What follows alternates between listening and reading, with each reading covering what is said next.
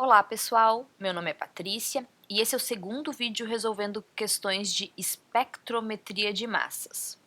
Nesse vídeo eu vou inserir uma análise de infravermelho junto para combinarmos as duas técnicas.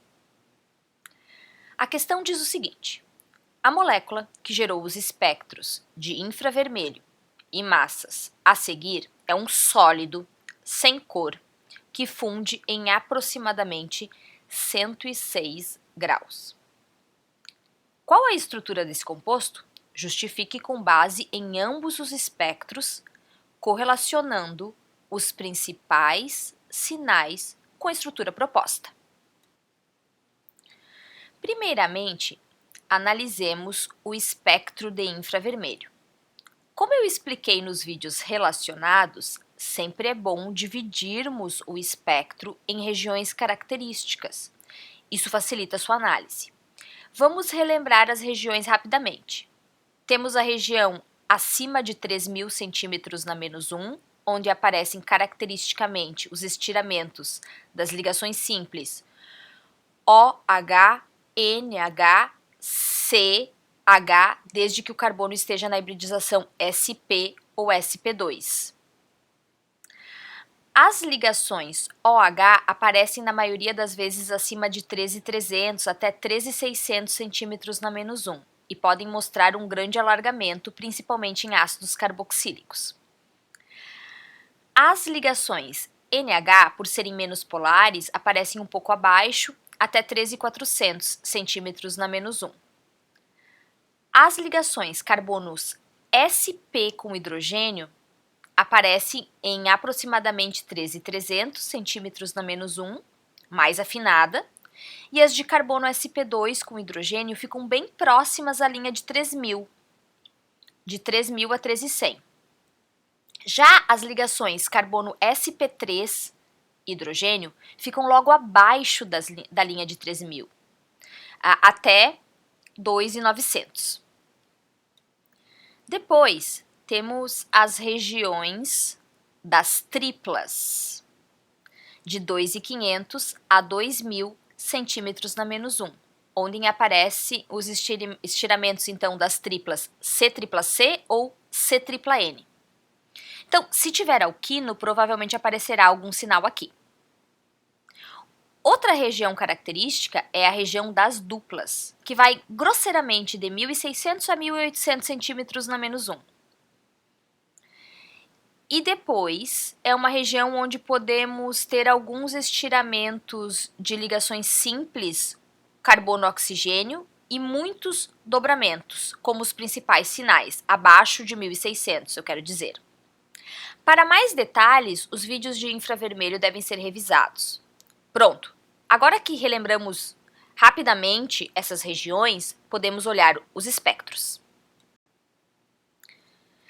Podemos perceber duas bandas na região de NH, o que indicaria um grupamento NH2. Logo abaixo dos 3.000 aparecem as bandas referentes aos estiramentos do carbono sp3 hidrogênio. Nada indica ter carbono sp ligado ao hidrogênio. Seria uma banda fina, poderia estar encoberta por uma banda NH, mas não tem nada na região das triplas. Então, a princípio, não tem alquino. Carbono sp2 hidrogênio também não parece ter, seria mais colado à linha dos 3.000, mas logo acima. Na região das duplas, aparecem dois sinais intensos. Um podemos atribuir a uma possível carbonila. O outro pode ser o dobramento NH, já que vimos NH na região de estiramento. Esse dobramento, ele fica nessa região e às vezes gruda na banda da carbonila. Para confirmar o grupamento NH2, aparece ainda abaixo de 800 centímetros na menos 1, um dobramento, mas agora fora do plano. Tá? Então, nós vimos que tem carbonila e NH2. Podemos pensar, por exemplo, que poderia ser uma amida. Pronto. Agora vamos ao massas. Bom, a questão já marca o íon molecular, que é 101. Ímpar, ou seja, deve ter número ímpar de nitrogênio. A princípio detectamos um grupo NH2, então teria um nitrogênio. Isso faria sentido.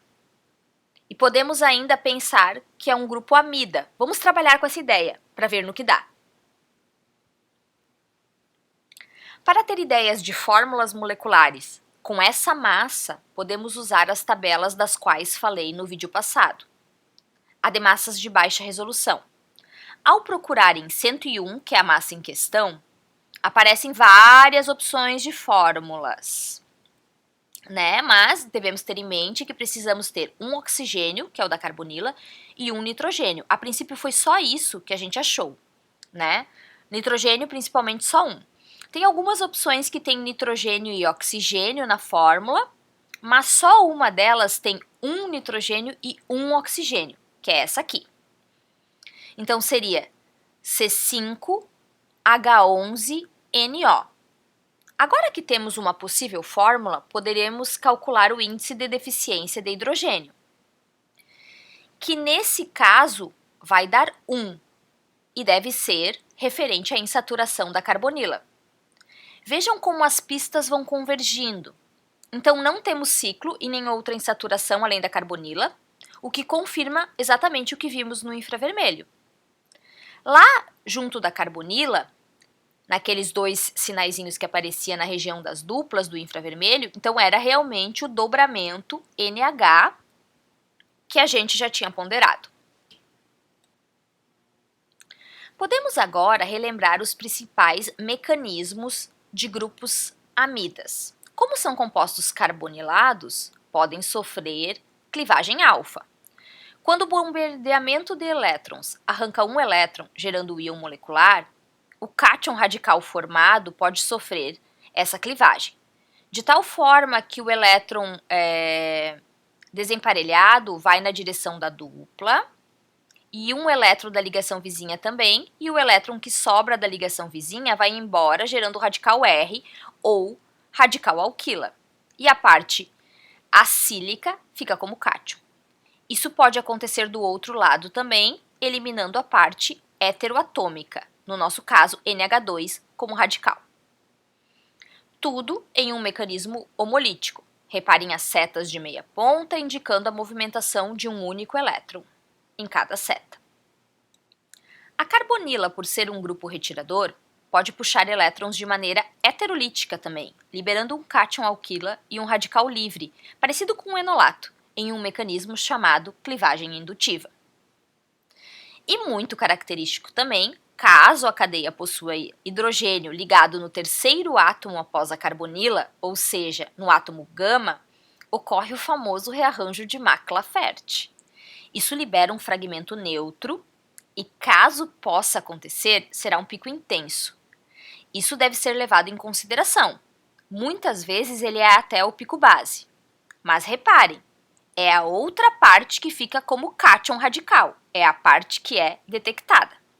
Não é o fragmento neutro que é eliminado.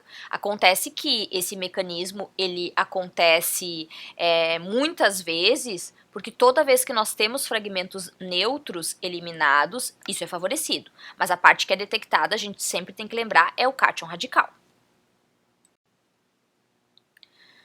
Com a fórmula C5H11NO e uma insaturação, sendo a carbonila, poderíamos desenhar a seguinte amida. Como essa amida possui hidrogênio gama-carbonila, se for ela mesma, deverá aparecer um pico derivado do rearranjo de Mac-Lafert. Nesse caso, poderia ser esse fragmento. E deveria ser um pico intenso, talvez até o pico base. A massa desse fragmento é 59. Vejam só, ele aparece, é o pico base. Pontos para essa estrutura. A clivagem alfa, outra clivagem importante em carbonilados, poderia gerar o íon acílio, mantendo a parte nitrogenada, e isso daria um pico de MZ44, o segundo mais intenso. A clivagem indutiva poderia acontecer também. Eliminaria o cátion propila, que tem MZ43 e aparece pequenininho ali do lado do pico do 44. Pode acontecer ainda, a partir do cátion propila, a perda consecutiva de 2 hidrogênios radicalares, gerando um cátion alílico, estabilizado por deslocalização e, portanto, estável. Por isso, apesar de ele vir de outra fragmentação, o seu sinal, aparece ali, ó, 41, é até mais intenso do que o anterior, do que o que gerou ele, de MZ43. Bem, justificamos bastante sinais até, né? Há boas chances de ser a molécula proposta. Vocês podem até justificar outros sinais, os picos ou a diferença entre os picos, para exercitar. Mas agora vamos à pista final dessa questão. A questão fala que a molécula tem ponto de fusão de aproximadamente 106 graus Celsius. Ao procurar as propriedades físicas em plataformas confiáveis, como o PubChem, verificamos que a molécula proposta tem esse valor de ponto de fusão mesmo. E, portanto, seria um sólido à temperatura ambiente. E ele também é sem cor, porque a estrutura proposta ela não é conjugada. Pronto! Mais um mistério resolvido. Eu adoro esses exercícios e como podemos retirar as pistas de maneira racional deles. Bem, eu espero que vocês tenham gostado e até o próximo vídeo.